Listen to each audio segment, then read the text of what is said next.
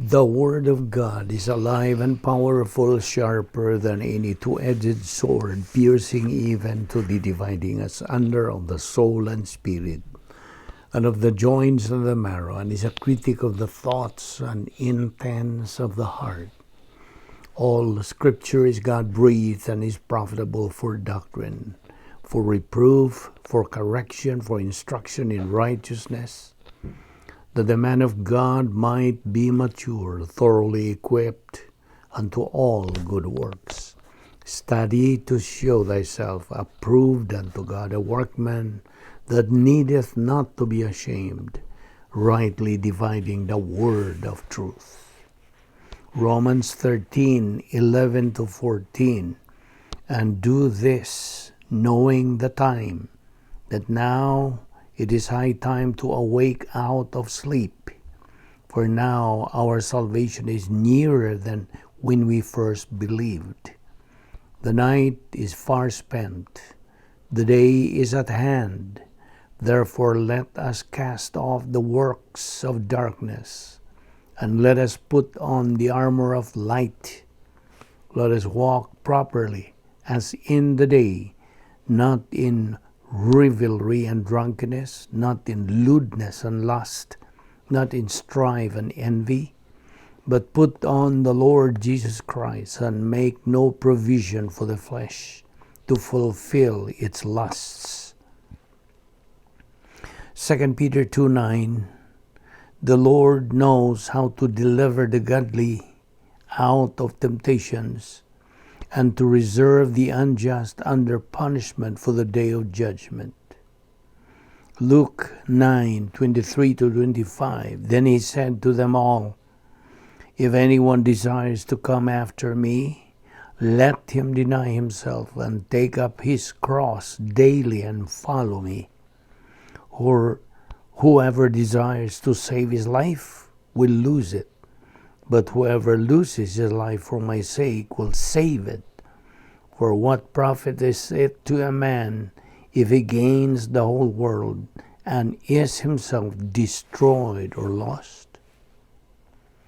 2 Peter 1:4, by which have been given to us exceedingly great and precious promises, that through these you may be partakers of the divine nature, having escaped the corruption that is in the world through lust.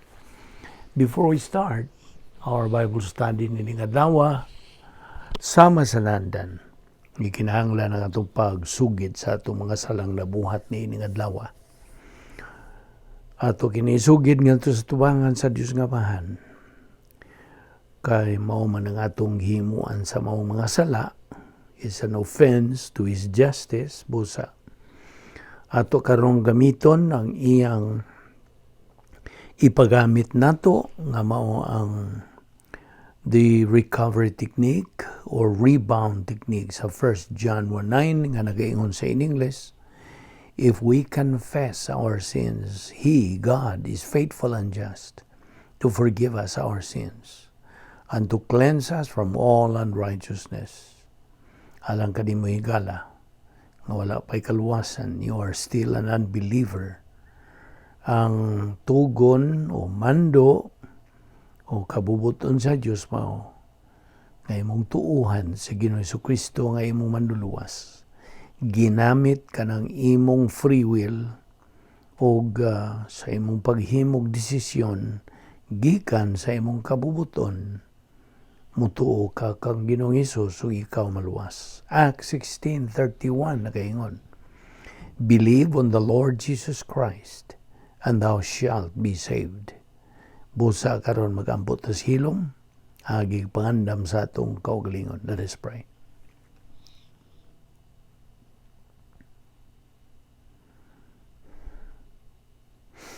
Amahan namong langit no, nagapasalamat kami kanimo ninilayan sa mga adlaw nga imong gipadangat kanamo, buhay pa kami sa among lawas.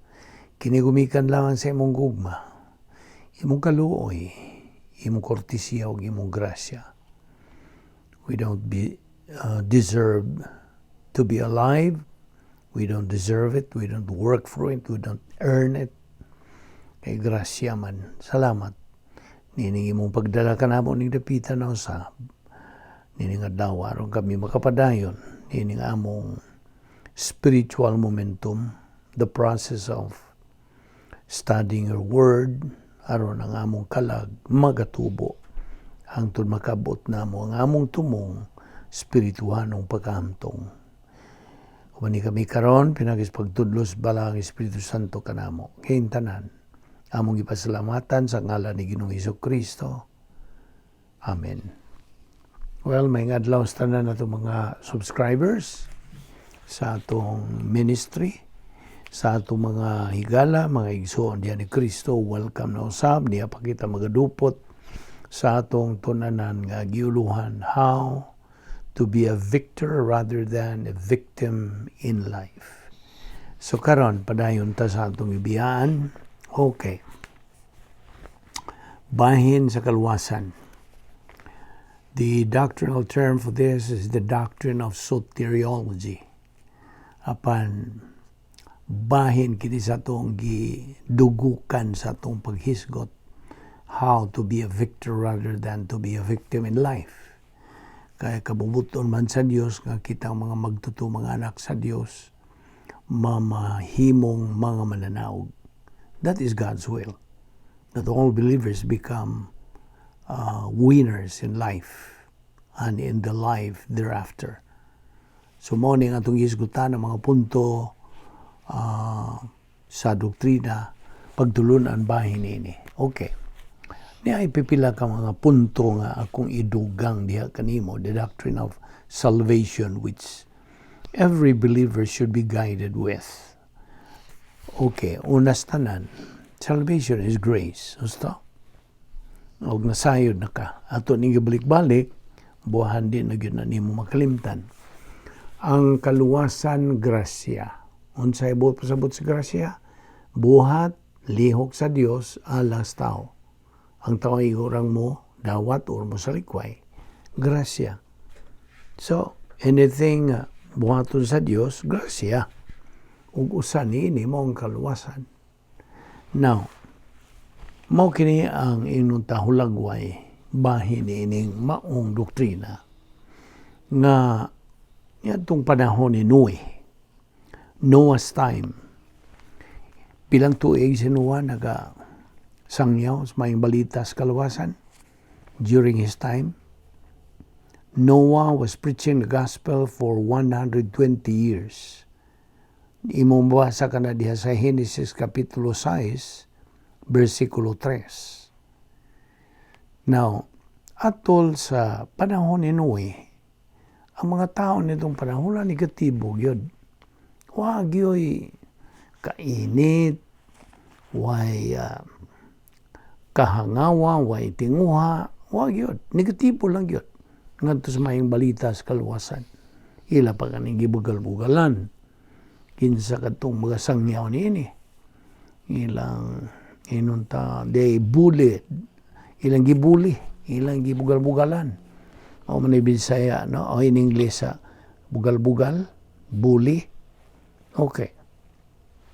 Ang arka, nga gipatukod sa Dios ni Noe, mao kadto ang kanang hulagway ni Ginoong Hesukristo, ang arka. Mao to hulagway ni Ginoong Hesukristo nga mao ay atong manluluwas. Si Ginoong Hesukristo mao ang pultahan na bitaw sa iyang sulti kinsa kadtong magasulod pinagi niining maong pultahan maluwas. He who enters in through that door will be saved. John 10:9. Ang dili magtutuo sa aton ang nahibawan is a spiritually blind person. Gawas nga siya spiritually dead. Now, of course, mo ni ang mga kahimtang, this is the picture of an unbeliever. He is spiritually blind person and worse, spiritually dead person. Now, nakakita ka ba tao nga buta? Of course, nakakita ta. Daghang mga higayon. Pansi Ginoong Hesukristo misulti. ngadto sa sa kabuta, okay, sa iyang panahon sa paghimo sa mga milagro, o diha sa Lucas 18, versikulo 42, nagaingon si Ginoong Jesucristo, receive your sight, your faith has healed you. Dawata ang imong pagpananaw, kaya ang imong pagtuo mo ay nakaayo nimo. Now, okay, so nakita na taog usa ka taong buta. Karon nakita na kag taong patay. Of course, daghan ka nato nakita. Atong mga hinigugma, atong mga higala nga nangamatay na, gisod sa lungon, nakita ta.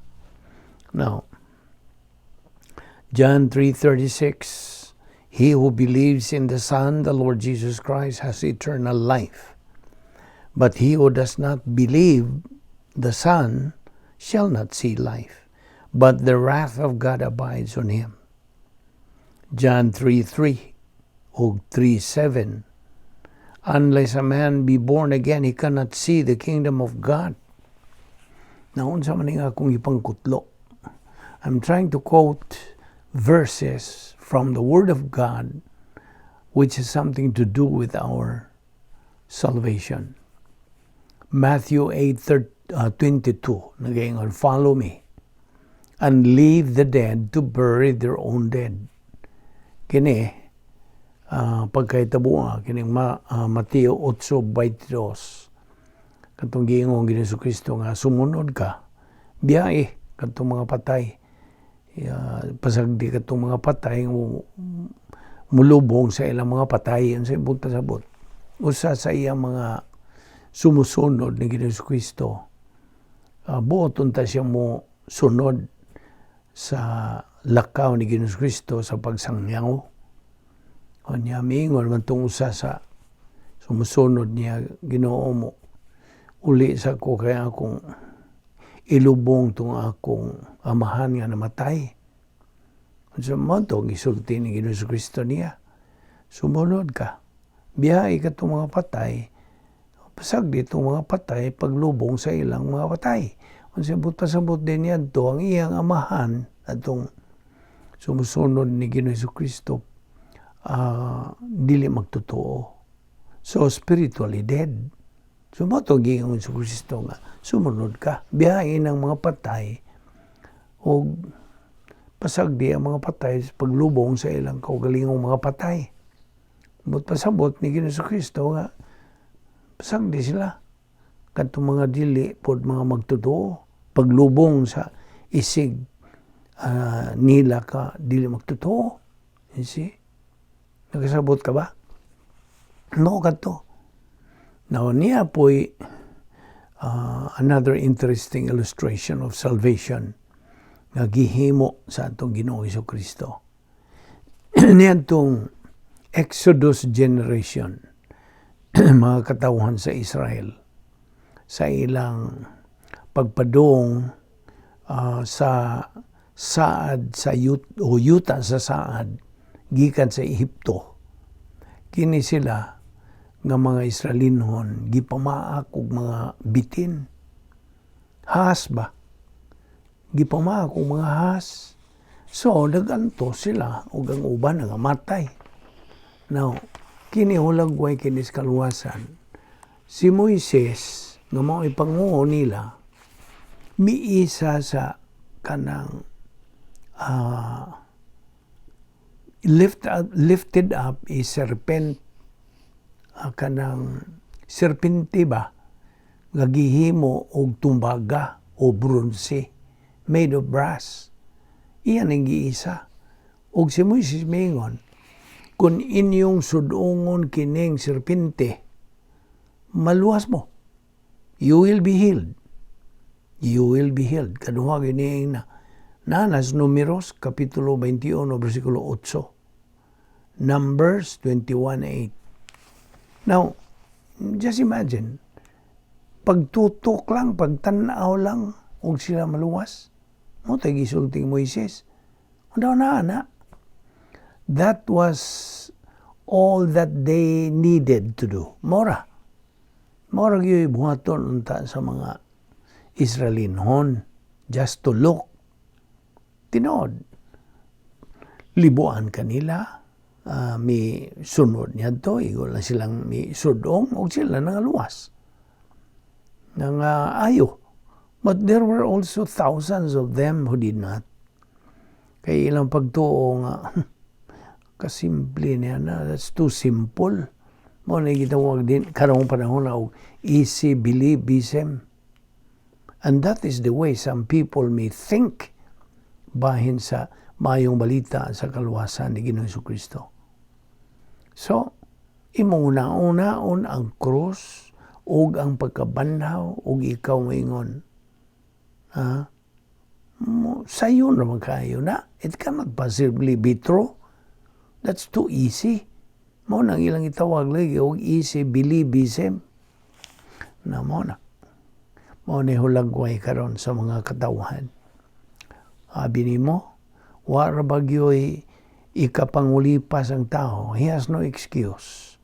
Tingali moingon siya ga, I did not know God because nobody ever told me. O, may nagtugaan ako. Mao nga, I should not be sent to the lake of fire. Dili ko kinahang, dili ko angay nga. Itambog dito sa linas kalayo. Na kining tawhana, nagsulti ni ini, pabasaha. Pabasaha siya sa Roma 1:18-20. Ang versikulo 18 nagingon sa in English. The wrath of God is being revealed from heaven against all the godlessness and wickedness of men who suppress the truth by their wickedness. Verse 19, since what may be known about God is plain to them, because God has made it plain to them. Verse 20, for since the creation of the world, God's invisible qualities, His eternal power and divine nature have been clearly seen, being understood from what has been made, so that, paminaw, so that men are without excuse. Underline that. Men are without excuse. Huwag yung ikaw pangalipas. Why ikaw kanang pangatarungan. Now, you see, ang pagano ang tawag nato ni sa mga di magtutuo. Heathens in English. Heathens are heathens. Not because they don't know that God exists. They just reject. Ila lang yung salikway. Now, abi nimo, kining pulong nga atheist, labi na din sa Amerika, kadaghan yung mga atheist. An atheist, kining pulong atheist, gikan na sa Grigong duha ka pulong, a ug theos. A, no. Theos, God. So, nagingon sila nga, there is no God. Bakak. Lie, it's a lie. Now, naapoy gitawag og agnostic. Kining agnostic, gikan po ni sa duha ka pulong nga Grigo. A, gnosis. A, G-N-O-S-I-S, gnosis. Ang buta sa bot, there is no God. Lie. It's a lie. Mao na nga ingon sila, I don't know there is a God. Mao na ilang isulti kini mga agnostic.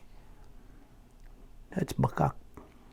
It's a lie. Actually, there is no such thing as atheist or agnostics. Wala.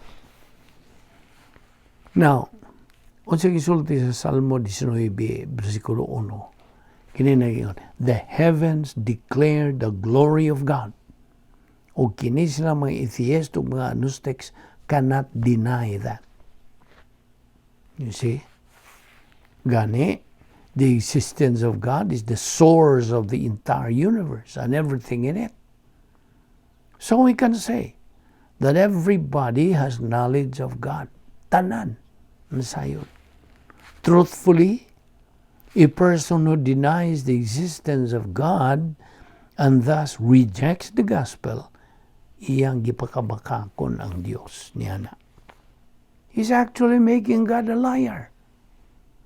Besides, siya nga musalikway kang Jesucristo nga manluluwas,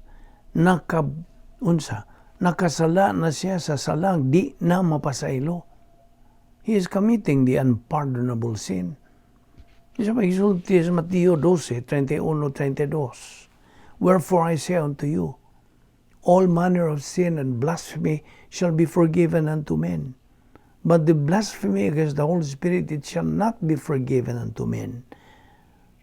And whoever speaketh against the Son of Man, it can be forgiven.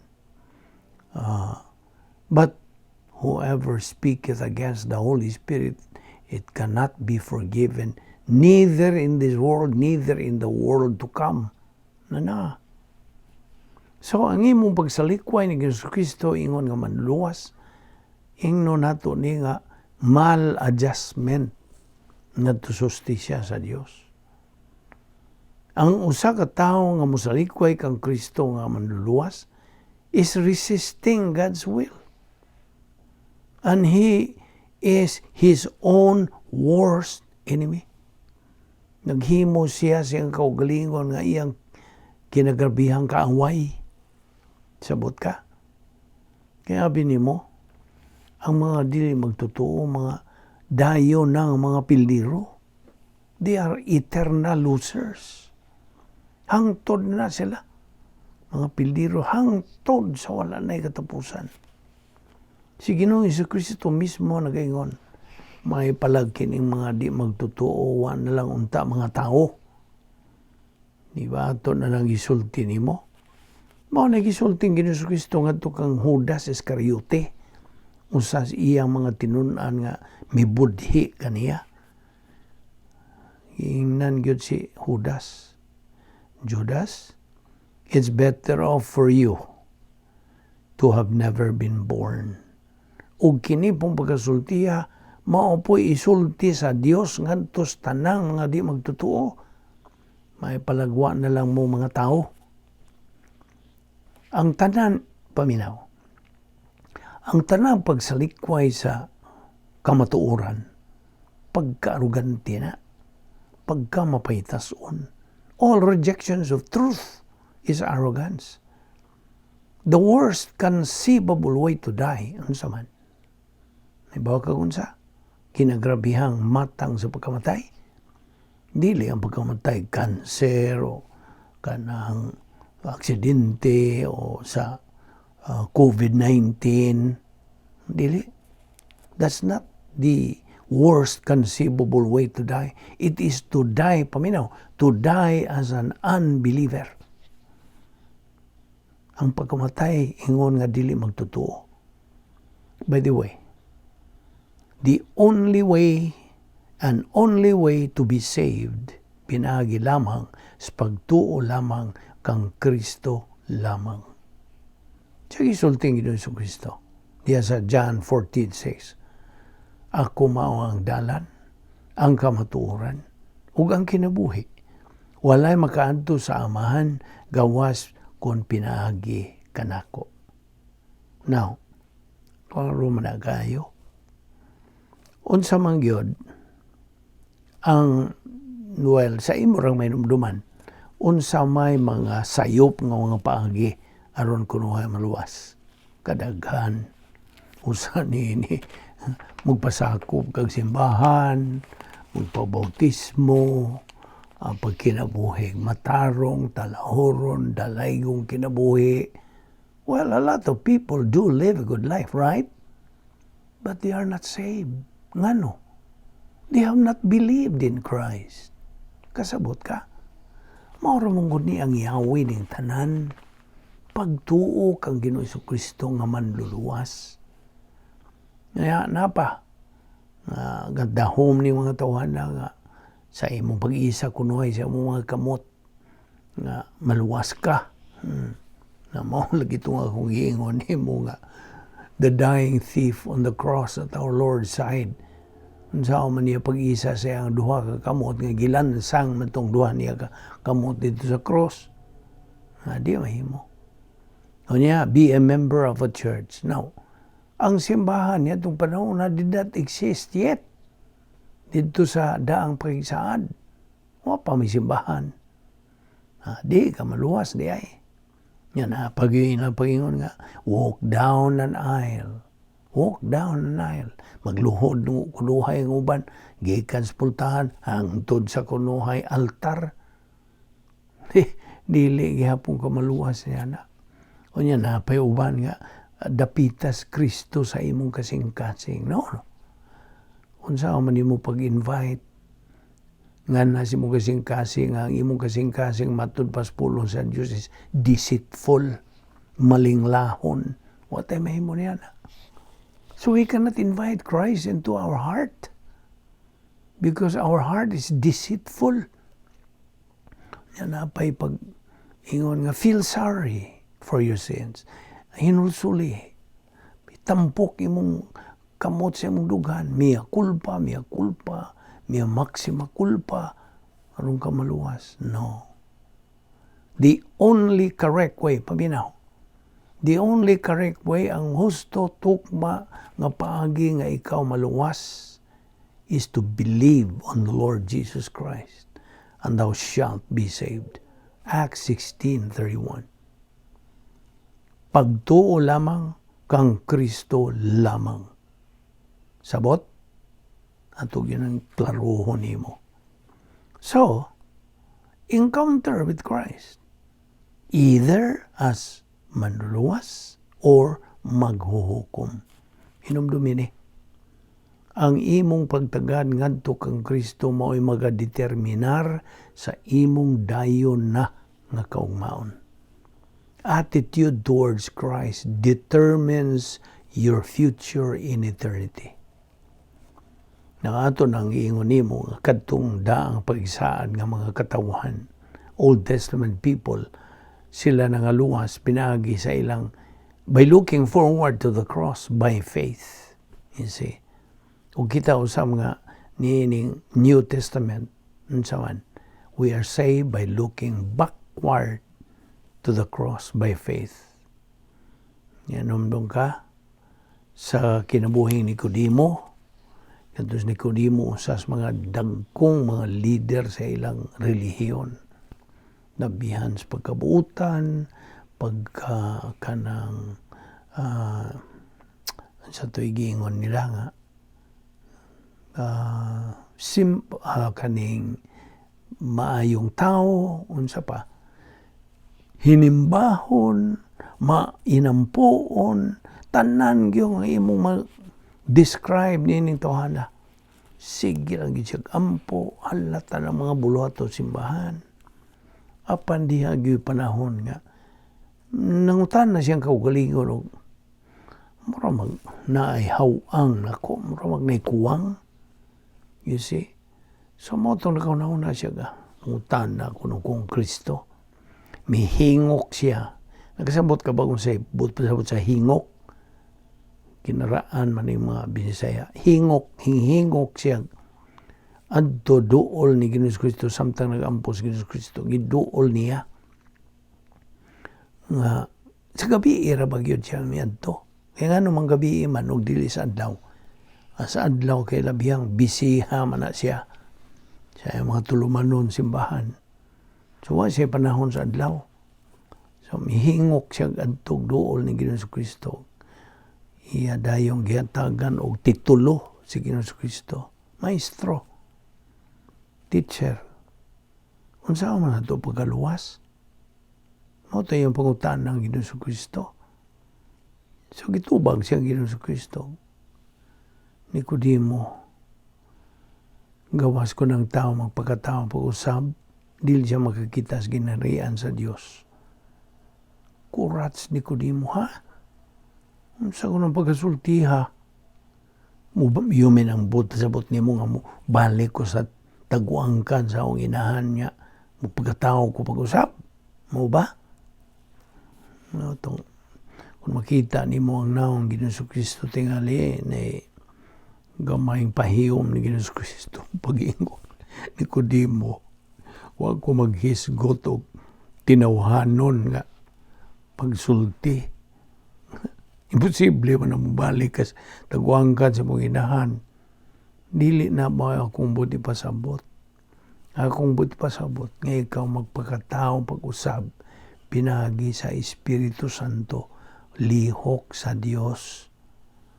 Gawas ko ng tao magpakatao pag-usab. Dili siya magkitas kinarian sa Dios nga mutuo siya sa manduluwas. Nga kung gisulti pag yung Ginoo Kristo, gaatubang kaniya karon. No, ang but pasabot lang yung Ginoo Kristo nga gawas ko ng tao magpakatao pag-usab. Ang but pasabot ganiyan pagpakatao pag-usab, ang pagtuo kang Ginoo Kristo ngayong manluluwas kay mao kanay proseso, mao kanay paagi nga ang tao matao pag-usab. Kasabot ka. Na basahan diha sa Juan kapitulo 3 bersikulo 1 hangtod 21. Gipatinaw gina diha. Now, okay. Si Ginoo Kristo namatay dito sa cross alang sa tanan. Basta? He died for all. 1 Timothy 2:4. Sa isulti diha. Who wants all men to be saved and to come to a knowledge of the truth. No niya, diha usab sa 1 Timothy 2:6. Who gave himself as a ransom for all men, the testimony given in its proper time. Diha pupod sa Hebreano 2:9. But we see Jesus, who was made a little lower than the angels, now crowned with glory and honor because he suffered death, so that by the grace of God, he might taste death for everyone. Klaro? Dihapod sa 1 John 2:2. He is the atoning sacrifice for our sins. And not only for ours, but also for the sins of the whole world. Na, alang tanang sala sa tibok kalibutan. Diya sa 2 Corintos 5:14-15, versikulo 14, nagingon, For Christ's love compels us, because we are convinced that one died for all, and therefore all died. Verse 15. And he died for all, that those who live should no longer live for themselves, but for him who died for them and was raised again. Ato ning ibasa ginahinay gyud aron maklaro nimo. Now, atong nahibawan nga ang imong pagtuo nga si Kristo namatay dito sa cross kana kasaysayan lang. Musta? It's just history. Everybody knows that. Bisan mga di magtutuo, they even quote that they know that Christ died at the cross. History na. Apan ang imong pagtuo nga si Kristo namatay dito sa cross alang kanimo, pagbayad sa mong salamon ay kaluwasan. Kasabot ka? It's believing that Christ died at the cross for you. That is salvation. Kaya binimo, ang tao God, kinahanglan, he has to be condemned first. Kinahanglan siya, hukman una, before he is saved. Nainumdong ko ba sa formula? AOS plus OECN equals spiritual death? Yes. Ang salang panulundo ni Adan, dugangan pagyus kinaiyang magkasasala, resulta, patay tang espirituanon, spiritually dead. Bot pasabot, watay koneksyon, watay labot sa Dios. Kaya naputol ang atong relasyon gikan sa Dios. Gumikan niya to. Gumikan niya itong nabuhat sa atong unang ginikanan. Si Adan ug ang babay. Gididaan man sila lagi sa Dios sa pagkaon niya itong bungas kahoy sa pag-ila sa mayong dautan, not to eat the fruit of the tree of the knowledge of good and evil.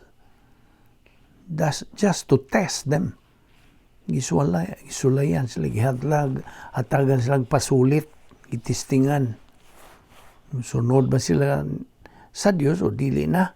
You see, nakaroon kay nadama, ginatintal, maging silang Satanas. Kaya si Satanas yung suod mo na itong bitin, itong has, iyang isudlan. Kaya makaposes man siya. Magkasuod man siya, itugutan man siya ba? So, isod siya nitong bitin, kaya itong panahon na, ang bitin mo ito'y pet sa mga katawan, itong panahon na, pet.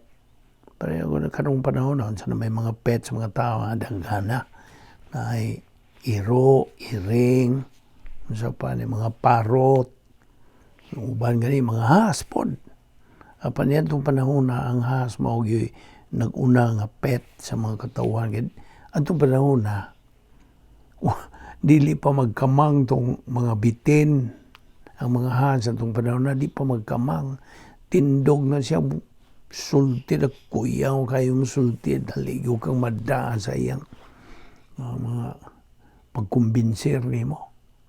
Mo to gisudlan ni Satanas, mo to gisitsitan na yun ni si kada ang babae nga si Isha dalaragod dali sa unsa may gisulti sa Dios ninyo, may tungod dining maong kahoy, ang bunga ning kahoya. Mingon dayos Isha nga dili mi pakanon na gidid-an mis pagkaon niya ng bunga ha, bisan ganis paghikap na mamatay mi. Uy, tinuod ba nga bisag paghikap mamatay sila? Awara ba? Wa magsulti o magpasida ng Diyos nila bisag paghikap mamatay sila. Gidugangas bayi. Gidugangan ang pulong sa Diyos ni Isha. Kinigos Isha na ipagkatapuan, na ipagka-absinos. Yung mga kabataan. May pagka-absinos sa Bible study ng Jesu Cristo because our Lord Jesus Christ used to handle Bible studies in the Garden of Eden. In the cool of the day, our Lord Jesus Christ taught them Bible doctrine. O kadto ra si Adan may pagkakugihan mo tambong sa Bible study. O kadtong bahay nga si Isha may pagka-absinos lagi. Narag pagwapa tingali ang kaugalingon dito si Ila. Sige lang siyang pagpintal siyang naong tingali. Pintal o Dutch boy. Sige lang siyang pagwapa o kuwang siyang doktrina. Mautoy giduol ni Satanas. Ari ragod Isha. Mao na to. Mingos Isha nga. Bisan lagi sa paghikap. Okay. Mingon dahil Satanas di na tinuod.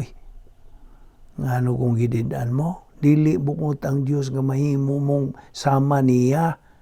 Nga maambriin yung salabutan. Nga mahimo mong Diyos. Ay, nadaman ang bayi. Nada si Isha. Nakumbinser yun siya sa kanang sell stock ni Satanas na dito. Kanani, lami kay na. Sige, kana. Yung kaon ba si Isha? Ingkib na yun siya. Pag ingkib niya, mamatay sa lawas. You see, ang uban ko kay ilaman ng laig pagsabot, dili. Ang pulong sa Diyos nag-ingon nga, they died spiritually, dili physical. Ang buti pa sabot sa pulong sa Diyos. So, sila mga tumba niya, kanang na tumba o nun sa sarasay, no? Wala. Buhay pa sila physical, oy. O, itong pag-amot ni Adan, sit-sitan po dayo ni Isha, dali sa Dan. Ning kaon ko sa bunga. Mingon sa Dan, ha? Lami man Dan. Mao din ang gidili sa Dios. Ay, nadaman po si Adan. ingkib dayo sa ada na mo ba? Kadto ang panahon, laglag ang tao. Kasabot ka? They fell. Ambot pasabot niya ng fell nang unsa. Nangalaglag sila spiritually dead. Patay spiritually. Buhi physical, but spiritually dead. Dito. Di lang nato ipadayon kay mo nahibaw naman kasi istorya niya na. So that dito sila nalaglag o naangko nato na panunod nato ang ilang original nga sala. AOS, Adam's original sin, plus old sin nature equals spiritual death. Tanang mahimugso nga tao ning kalibutan na patay spiritually. Buhi physically but spiritually dead. Nabiyan daghan ang tao ning kalibutan na sobra pas 7 ka bilyon ng mga taong buhi physical ning kalibutan na apan patay spiritually. Nakaron niya pag yung mga ehemplo sa usa ka tao who needs to be rescued. Kaya ang salvation good is a rescue. Pagpalingkawas. Palingkawas gikan sa usa. Ikan sa kanang linaw sa kalayo. Gikan sa paghukom sa Dios. Okay. Ato ning ipadayon ugma sa paghisgot bahin ini some examples of a person who needs to be rescued. Bagampo ta. Balaan na mo nga Dios, nagapasalamat kami kanimo nining grasya nga among gipahimuslan nining adlaw. Grasya kining tanan nga imong pagtudlo sa imong kamatuoran, paglamdag kanamo bahin sa kalwasan unsaon na mo pagkinabuhi nga magmadinaugon og rather than magmapildiro sa kinabuhi. Busa, dasiga kami o Diyos sa among pagpadayon gayud nining among buluhaton adlaw-adlaw. Agi og tuman sa imong mando. Grow in grace and in the knowledge of our Lord and Savior Jesus Christ. 2 Peter 3:18. Salamat nining grasya sa ngalan ni Ginoong Hesukristo. Amen.